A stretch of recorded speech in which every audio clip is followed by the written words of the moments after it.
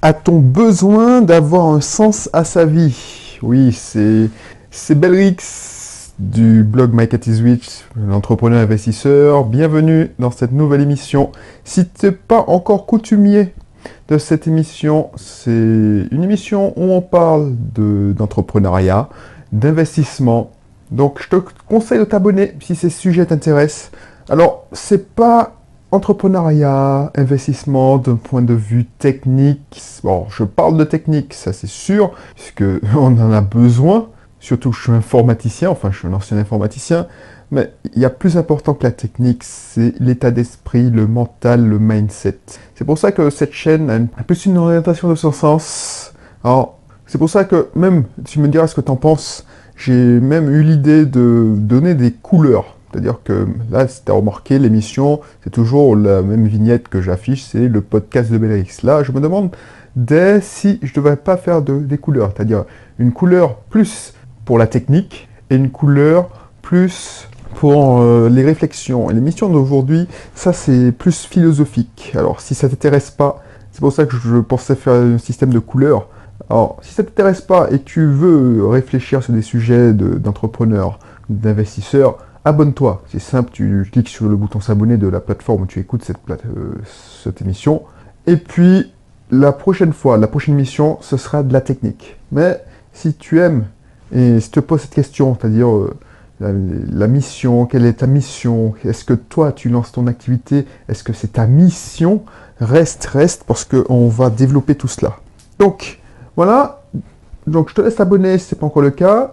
Tu me diras aussi ce que tu en penses. Est-ce que je devrais mettre une couleur pour montrer que c'est plus philosophique, plus mindset, plus, voilà, plus de réflexion, discussion philosophique, mais pas philosophique genre... parce que c'est bizarre, je me vois parler là, mais je me dis, mais franchement, Belrix, t'as fait une belle évolution dans ta manière de penser, il n'y avait pas plus pragmatique que moi. Tu vois, je te disais, mon épouse est plus philosophie orientale, elle est praticienne shiatsu, donc elle est sensibilisée. Moi, j'étais vraiment pragmatique, mais tu vois, je te l'ai déjà dit dans certains épisodes, mais voilà, j'étais cartésien, enfin, bref. Et là, je te parle oui, là, j'aurais jamais pensé que j'aurais fait une émission sur le sens de la vie. Est-ce que tu as une mission dans ta vie? Voilà. Donc, les gens, et je te disais, j'étais le premier, aiment croire, et moi je pensais que c'était le cas, que j'avais une mission sur Terre. J'étais né pour faire une mission. Je disais, ouais, moi, voilà, j'ai cette mission-là, et pendant longtemps, même il y a quelques mois, je pensais ça, que ma mission, c'était d'aider le maximum de personnes, d'avoir un impact sur le maximum de personnes. Un impact positif, je l'entends. Donc c'est pour ça que je me suis lancé, j'ai abandonné mon travail de responsable informatique, parce que déjà, j'avais envie aussi de me rapprocher de ma famille, mais surtout parce que je sentais bien que oui, j'avais tout, je touchais un salaire confortable, mais il y a quelque chose qui n'allait pas. Déjà, j'avais envie d'entreprendre, de lancer mon activité. Donc j'ai fait pendant longtemps les deux activités en même temps, c'est-à-dire mon activité salariale et mon activité d'entrepreneur. Mais malgré ça, voilà, il y a un truc qui n'allait pas. Je me disais, ouais, au bout d'un moment, tu vois que l'activité d'à côté qui est soi-disant pour les week-ends prend de l'ampleur et ça te rapporte des revenus. Donc tu te dis, bon, il faut que tu fasses un choix. Et je disais, bon, et j'essayais de me convaincre, c'est pas que je me disais, j'essayais de me convaincre, oui, voilà, c'est ta mission. C'est ta mission, tu dois aider le maximum de personnes. Quand tu es un informaticien, quand tu es responsable informatique, tu n'aides que, et encore, est-ce que tu les aides? Tu aides que les utilisateurs, mais c'est l'entreprise qui aide les gens qui sont sur le bord de la route, parce que c'était une société d'assistance automobile. Donc, voilà. Mais toi, en tant que tel, tu n'es qu'un rouage du système, de ce système-là, et ton travail, même si tu es bien payé, ben, franchement, ça n'impacte pas beaucoup de monde. Et on peut te remplacer d'un claquement de doigts. Les informaticiens, responsables informatiques, ben, ça se retrouve à l'appel. Donc voilà. Et je sentais que j'avais pas beaucoup d'impact. Et toi, tu peux penser, et c'est ça pourquoi je fais cette émission, c'est peut-être que tu le penses. Tu dis, bon, ben oui, effectivement, tout le monde a une mission sur Terre. Et moi, ma réflexion de ces derniers mois, et j'ai eu cette réflexion, c'est que, voilà, peut-être que ce n'était pas vrai. Peut-être que moi, j'essaie de me convaincre que j'avais une mission pour me donner du courage, pour me dire oui, il faut que tu avances, et c'est ta mission. Alors que, t'as vu, dernièrement, j'ai fait une émission sur les objectifs de vie. Ben, si tu ne l'as pas écouté, ben, recherche dans la liste, tu la verras, tu la trouveras. Voilà. Et peut-être que toi, voilà, il y a une différence entre objectif de vie et mission sur Terre. L'objectif de vie, c'est avoir un objectif pour impacter, mais c'est pas une mission. Un objectif, tu ne peux ne pas l'atteindre. C'est pas moi, je pense que la destinée n'existe pas. Et ça, j'ai changé d'avis sur le sujet, mais voilà. Un objectif de vie, c'est pas en contradiction avec ne pas avoir de mission. Parce que si tu dis que tu as une mission sur Terre, c'est que c'était écrit. Et moi, je pense que non. Tout ce que tu fais sur la Terre, c'est parce que tu as fait ce choix. Donc, tu as fait le choix d'avoir cet objectif de vie, donc tu vas faire cet objectif. Mais ce n'est pas ta mission. On n'en est pas avec une mission écrite sur le front. Alors, je ne sais pas si tu me suis sur ce sujet-là, mais je trouverais que c'est intéressant de partager ça avec toi. Tu vois, peut-être que toi, tu ressens un vide.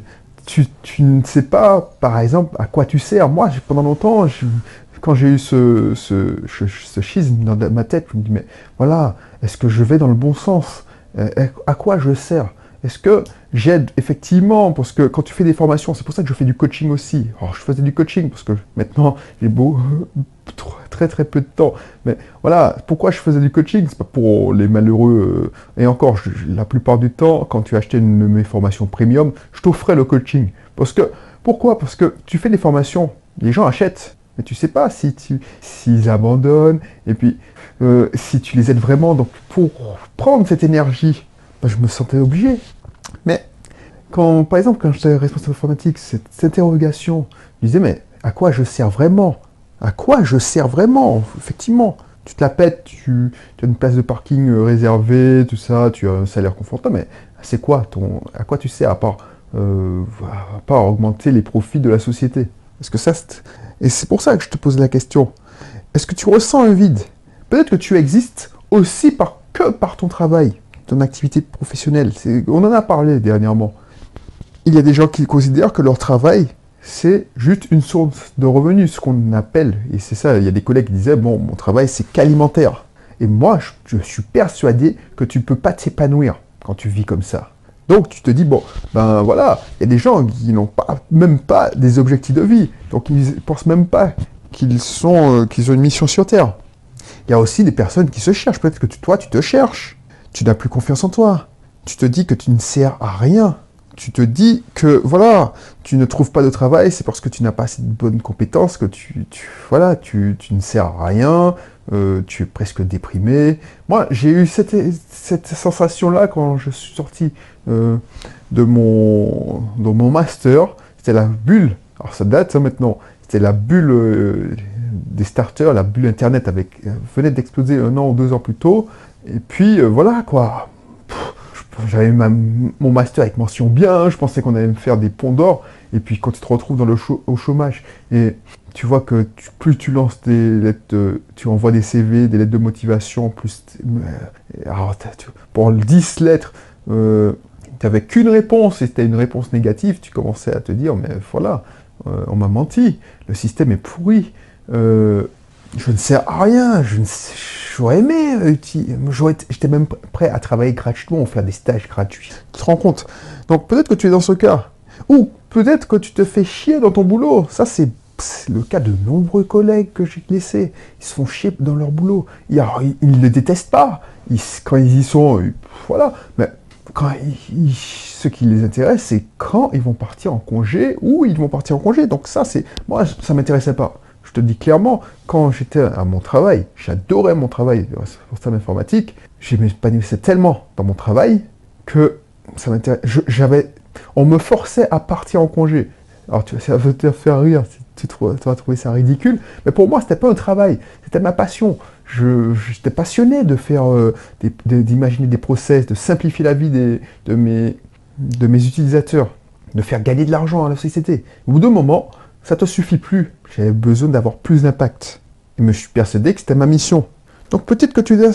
Et même toi, qui viens de lancer ton activité, tu te poses des questions, tu te dis, ouais, c'est ma mission. À mon avis, ne cherche pas de mission là où il n'y en a pas.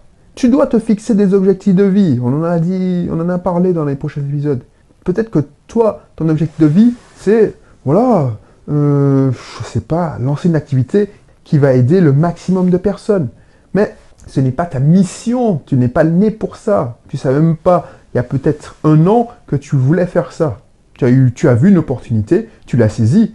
Par exemple, une personne qui travaille dans un paramédical qui travaille à l'hôpital, ou qui travaille dans un cabinet ou dans une institution, qui dit, bon, franchement, cette institution, c'est trop chiant, je m'épuise, il y a des gens qui sont là pour gagner leur argent, qui font ça comme alimentaire. Ça, c'est la grosse frustration de mon épouse. Elle voyait que se défonçait comme une diablesse. Et à côté de ça, il y avait des éducateurs, alors pas pour les citer, mais pas pour stigmatiser les éducateurs, mais alors il y a des très bons éducateurs qui se démenaient pour les... Mais il y a toujours dans une institution, il y a toujours des tirs au flanc. On va pas se le cacher. Il y a même dans ma profession, il y a toujours des infirmières qui font ça pour, par exemple, quand tu es infirmière dans un hôpital, il y a toujours une infirmière. Et voilà, c'est dans tous les services. Je ne stigmatise pas les infirmières. Il y a dans les auto-écoles aussi, il y a toujours des moniteurs qui en foutent le moins possible. Alors qu'il y a des très bons moniteurs qui sont motivés, qui font avancer les élèves. En informatique, ça existe. Je ne veux pas dire que tous les informaticiens sont bons. Moi, quand je recrutais, il y a des gens dans l'équipe, tu voyais franchement, quand tu récupères un prestataire et tu te dis franchement, et tu le vois à 16h00, il prend ses affaires et se barre, bah tu vois, c'est pas quelqu'un qui est passionné. Alors, attention, je ne critique pas le fait qu'il parte à 16h. Ça m'intéresse pas. Si tu pars à 16h, tu peux même partir à 14h. Tant que le travail est fait et que tu as du résultat, je m'en fous. C'est comme pour ça que je t'ai apprécié. Moi, je n'étais pas là. Je faisais pas du présentéisme. Je voulais pas qu'on fasse du présentéisme. Par contre, si je vois que tu me cherches des excuses parce que je te donne une mission, alors, tu vois, on parle de mission, je te donne un travail, et tu me dis oui, non, j'ai pas le temps. Alors je connais combien de temps ça prend. Ben, là, on aura des problèmes. Et je ne vais pas revenir sur le sujet du recrutement, du management, parce qu'on en a parlé. Si ça t'intéresse, ces sujets-là, j'ai fait 2 ou 3 émissions dessus. Alors, j'ai fait une émission et j'ai même des formations que je mettrai dans la description. J'ai une formation pour bien recruter. C'est comme ça qu'on recrute dans le cabinet de mon épouse les collaborateurs, les collaborateurs, excuse-moi. Et jusqu'à maintenant, ça fonctionne très très bien. Je te donne aussi des conseils de management. Une formation sur le management pour faire le management sans changer ta personnalité, sans que ce soit une contrainte. Mais c'est pas le but de l'émission. Si ça t'intéresse, je laisserai retrouver les émissions. Et moi, je me pose la question, et si ta seule mission, et tu me diras ce que tu en penses, si la seule mission que tu avais sur Terre, c'était justement de profiter de la vie. C'est ça. Si ta seule mission sur Terre, c'était de profiter de la vie, de se dire, ben voilà, quelqu'un t'a fait un cadeau. On t'a fait un cadeau. Alors, je ne sais pas si tu crois en Dieu, mais si tu crois en Dieu, tu as eu la chance de naître. Si ta seule mission, c'est de profiter un maximum de cette vie. Alors, profiter, qu'on soit clair, c'est pas profiter, genre qu'on a qu'une seule vie. Et tu fais la fête tous les jours, tu fais des excès. Ça, c'est pas profiter de la vie. C'est justement bafouer la vie.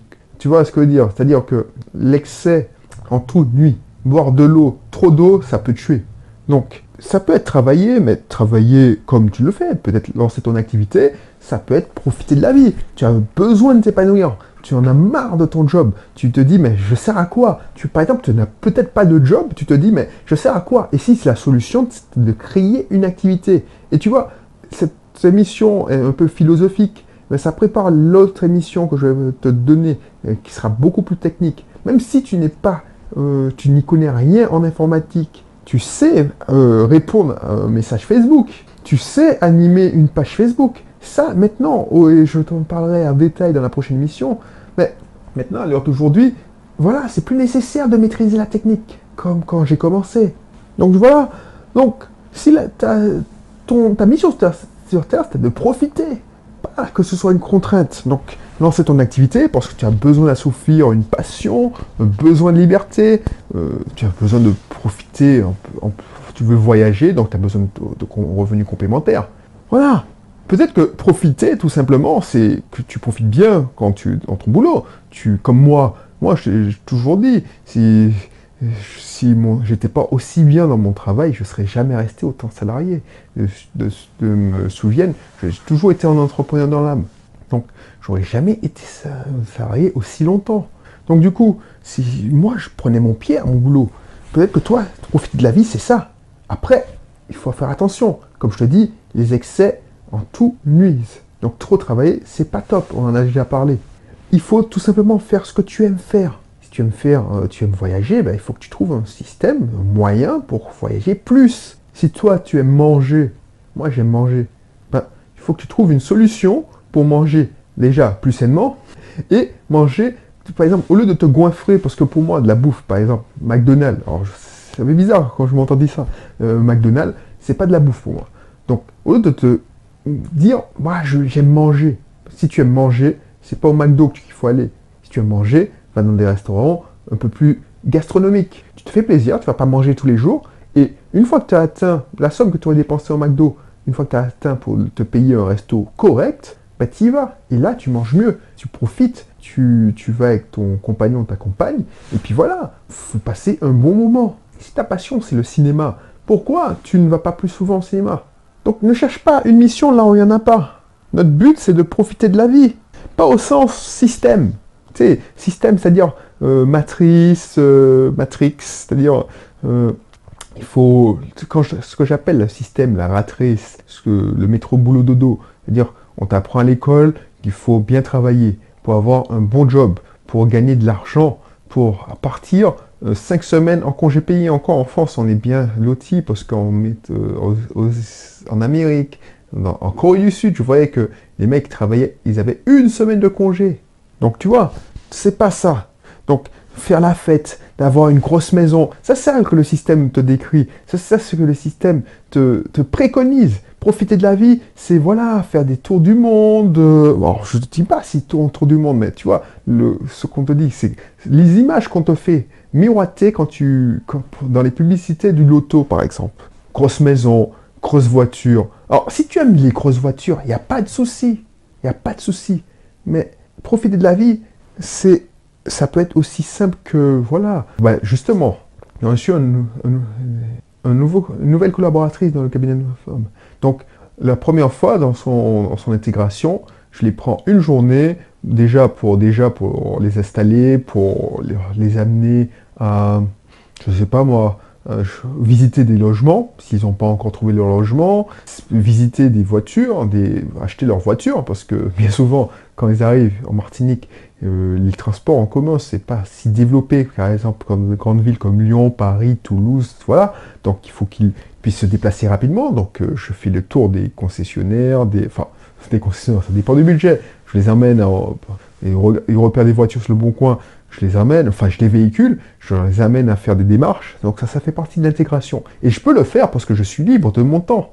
Mon épouse travaille 3 jours par semaine, mais bon, ça me fait plaisir parce que c'est un investissement. Et on a passé un bon moment, par exemple, et je leur fais découvrir, par exemple, on a l'occasion d'aller, et cette fois-ci, on a eu l'occasion d'aller à Cœur-Bouliqui, c'est à une rivière. Donc j'ai fait une vidéo à Cœur-Bouliqui, tu as pu voir, où je te parlais des personnes toxiques sur la chaîne YouTube. Donc c'est un cadre magnifique. Je kiffe cet endroit parce que c'est de la rivière, c'est de la nature, tu es en plénitude totale. Et je me demandais même si je n'allais pas enregistrer mes podcasts un de ces jours-là, parce que franchement, je trouve que c'est super. Alors je sais pas, parce qu'il faut que je teste le bruit de fond, parce que quand j'avais enregistré la vidéo, il y avait un gros bruit de fond de cascade, donc tu vois, c'est pas top.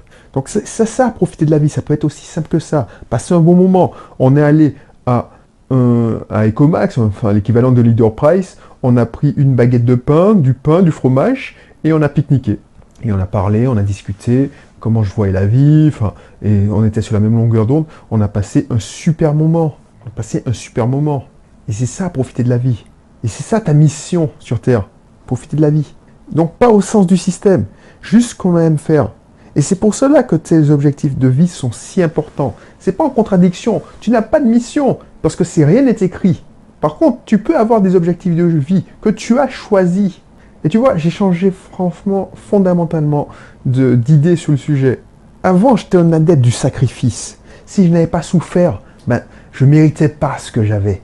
Tu vois, c'était paradoxal. Je ne sais pas si tu vois ce que je veux dire, mais c'est très judéo-chrétien de penser à ça. Tu sais, je suis croyant, je ne le cache pas. Et c'est très judéo-chrétien, je me suis pensé à ça. Comme l'argent, c'est tabou. L'argent, c'est mal pour la plupart des gens.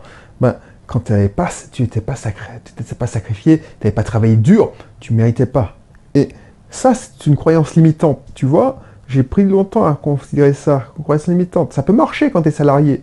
Mais quand tu es entrepreneur, c'est pas le fait que tu travailles longtemps, que tu travailles dur, qui t'assure un revenu, qui t'assure le succès. Il faut comprendre ça, c'est très important, surtout si tu veux être entrepreneur. C'est aussi intéressant si tu es investisseur. Mais tu vois, bon, je te prends deux exemples. Un entrepreneur, c'est pas le temps qui y passe. Je t'ai déjà dit, j'ai consacré une émission dessus. Je me souviens, j'ai un site qui fonctionne très bien. Je crois que j'en ai déjà parlé. J'ai fait une émission dessus. C'est le site Zoomanti. Zoomanti, c'est un site que j'ai codé, développé il y a 5 ans, ou je sais même plus, 6 ans, 7 ans. C'était au début de Ubisoft Team. Donc, pour lancer Ubisoft Team, on a lancé Ubisoft Team en 2009, donc j'ai dû coder ça en 2010, début 2010, tu vois. Je te disais, je faisais une activité en parallèle.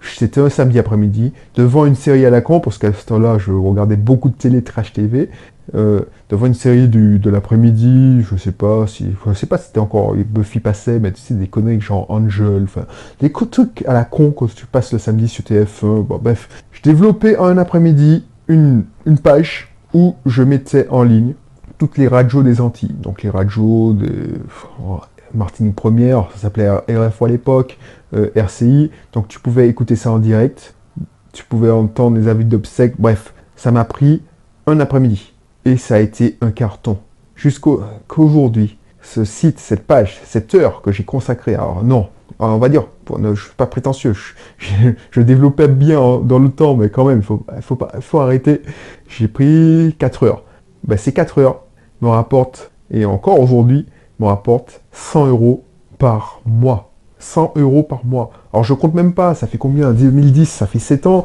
donc ça me rapporte... Alors c'est pas, tu vas me dire, oui, c'est ridicule comme revenu, 100 € par mois. Mais tu vois, bon, c'est pas été 100 € tout le premier mois, mais bon, tu comprends ce que je veux dire. En moyenne, 100 €, parce qu'il y a des mois, à la belle époque des revenus sur AdSense, ça me rapportait 200, 250. Je crois que j'ai touché au moins, j'ai touché des fois 450. Donc à la belle époque, voilà. Donc du coup, si on fait une moyenne de 100 € minimum, ça fait 12 fois, ça fait 1200 € à l'année. Donc tu vois, ces 4 heures, ça m'a rapporté sur 1200, allez, on va dire 7000 €. 7000 € à l'heure où je te parle, et ça continue à payer. Donc on va dire 7500. En grosso modo, 7500, 4 heures de boulot. Tu te rends compte? Donc ça n'a rien à voir avec ton temps. Un autre exemple, et tu vois, et pour donner un exemple contraire, tu vas me dire, ah ouais, le mec il se fait 7500 € en 4 heures de temps. Ben, j'ai passé plus de 500 heures sur des projets qui n'ont rien donné. Donc c'est une croyance limitante. Mais j'ai pris mon pied, j'ai appris, et j'aime faire ça. Donc j'ai profité de la vie, pour rester dans le sujet d'émission. Autre chose, quand tu es investisseur, tu te dis, bon, tu t'es embêté à faire les annonces. Bon, moi j'aime ça, donc ça ne m'empêche pas. Mais dénicher la bonne affaire, visiter les appartes, ça te prend, allez, un achat-vente, si c'est ton premier achat-vente, si tu fais ça bien, avec ma méthode que j'enseigne, tu peux, de l'idée à la signature du premier locataire, c'est-à-dire réception du premier loyer, ça peut se faire en 6 mois, même moins de 6 mois. Bah, tu t'es embêté 6 mois. Et encore, quand je regarde ce que je fais, c'est vraiment pas embêtant, c'est même très facile. Aller chez un notaire, prendre rendez-vous, aller à la banque, convaincre un banquier, visiter des appartes, franchement, très facile. Bah, c'est un travail, allez, on va dire que c'est 30 heures de boulot. Et encore, oui, allez, 30 heures de boulot, à tout casser. Même moins. Ce travail-là va payer toute ta vie. Toute ta vie, tu touches des loyers toute ta vie. Et même si tu revends, tu as une plus-value. Il y a des gens qui ont fait 20 000 euros de plus-value. Donc, 30 heures pour 20 000 euros, ça va. Donc, tu vois, ce n'est pas conditionné à ton temps. Et ce sens du sacrifice, ça, c'est une croyance limitante. Et tu vois, j'étais un gros... Voilà, moi-même, j'étais le premier. Si je n'avais pas souffert, j'étais même content de souffrir. Tu vois, quand j'avais un bug informatique, j'étais ah ouais, purée, mais je suis sûr que ça a marché parce que j'ai souffert. Et ça, je me rends compte que, voilà, c'est totalement con. Et même encore, je me surprends à avoir ce vieux réflexe. Ah ouais, je crève. Ben, et je pense que c'est pour me rassurer. Ben, c'est que je vais sûrement réussir, ça va sûrement marcher. Non, ça n'a aucune relation. Et tu vois, dans ma vidéo Devenir riche en partant du SMIC, je parlais vraiment du sacrifice dans la vidéo et j'ai eu des commentaires négatifs, genre oui, vous n'intégrez pas. Alors, les gens, déjà, cette vidéo a beaucoup de succès sur Internet parce que c'est un titre racoleur, mais je ne sais pas si tu l'as vu, mais Devenir riche en partant du SMIC, tu tapes sur YouTube, tu vas sur ma chaîne, tu vas taper sur ça, tu verras beaucoup de succès. Alors, au niveau de ma chaîne, hein, je me comprends. Et les gens, il y a eu des gens qui disaient ouais bravo, merci pour cette vidéo, ça me donne de l'espoir, mais il y a des gens qui n'ont pas réagi à ce commentaire. Oui, c'est pas se sacrifier comme. Alors maintenant, alors, avant je les comprenais pas. Je dis mais franchement, il faut se sacrifier, ce que j'appelle l'effort de guerre. Après, il y en a qui et je suis toujours certain que c'est des connards. Ils me disent oui, mais vous avez pas pris en compte ça. Mais mamie, papy, franchement, cette vidéo c'est pour montrer que c'est possible. Pas pour montrer que c'est vrai. De toute façon, les choses changent, les impôts changent, les taxes d'habitation changent. Bref, peut-être qu'il n'y aura même pas de taxe d'habitation bien prochainement. Bref. Donc, mais c'est pour te montrer que si tu consacres un minimum de ressources et tu économises un minimum de ressources à la génération de revenus complémentaires, tu investis sur l'avenir et tu améliores ton condition de vie. C'est ça le message. Et je suis toujours d'accord avec ce message-là. Par contre, il y avait une notion de sacrifice que je donnais dans cette vidéo que je ne me retrouve plus dedans.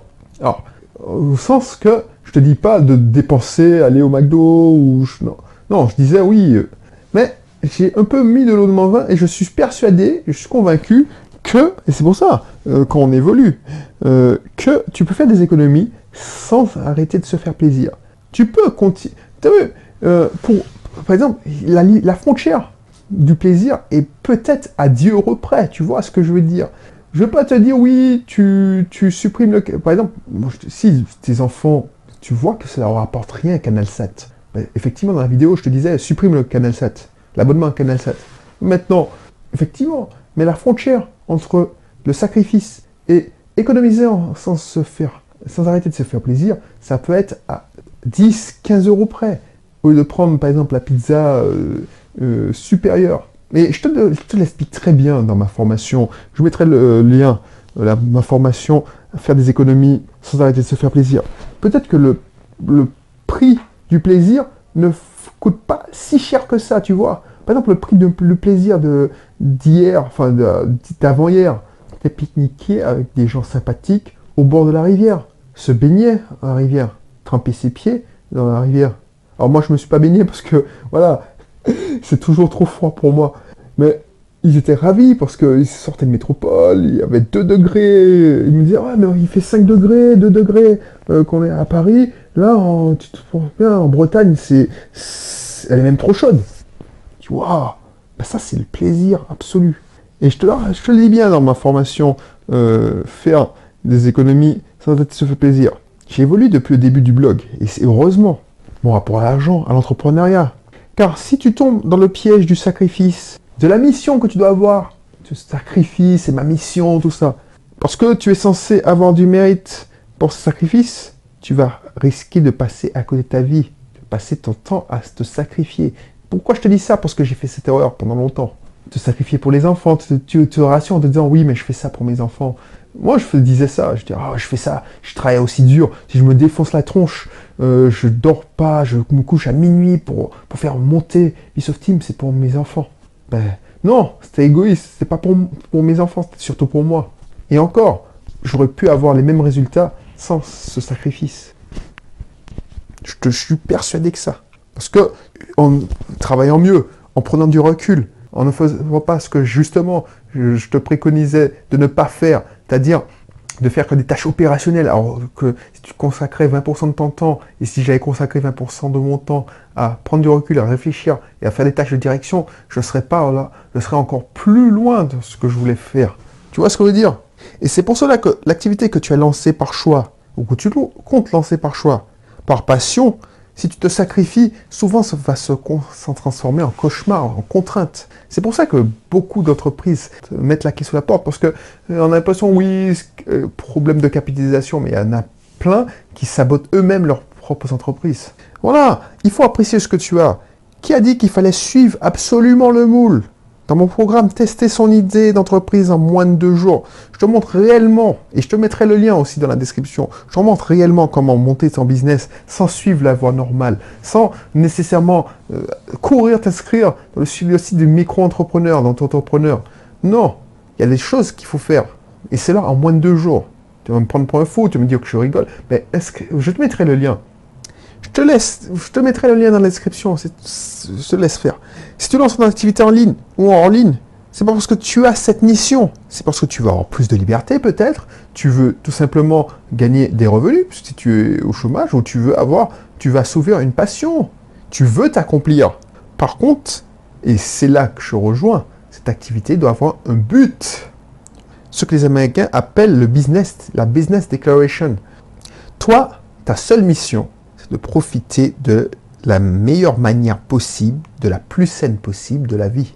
Voilà. Et sur cette dernière phrase que je te laisse, je te dis à la prochaine. Et si tu n'es pas encore inscrit, abonne-toi, clique sur le lien dans la description si ça t'intéresse d'avoir des pistes pour profiter de la vie, pour justement avoir des objectifs de vie, t'épanouir en tant qu'entrepreneur, en tant qu'investisseur. Et je te dis à la prochaine pour une autre émission. Allez, bye bye.